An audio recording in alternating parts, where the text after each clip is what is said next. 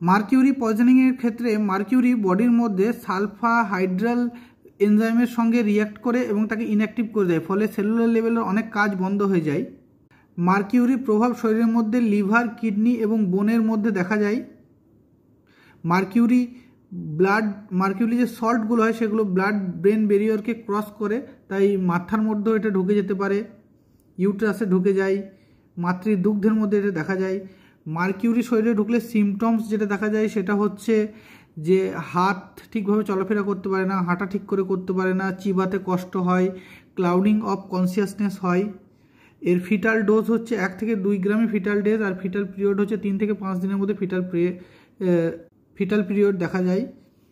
Post-mortem অ্যাপিয়ারেন্সের ক্ষেত্রে দেখা যায় কোরোসিভ অ্যাপিয়ারেন্স দেখা যায়, মানে জিআইটি ট্র্যাকে ইরিটেশন দেখা যায়, জিআইটি ট্র্যাকে ইনফ্ল্যামেশন দেখা যায়। কোরোসিভ হচ্ছে মিউকাস যেটা থাকে জিআইটি ট্র্যাকে সেটা নষ্ট করে দেয়। এছাড়া হোয়াইট টাং দেখা যায়, টক্সিক নেফ্রাইটিস অর্থাৎ নেফ্রনের মরা দেখা যায় কিডনির মধ্যে।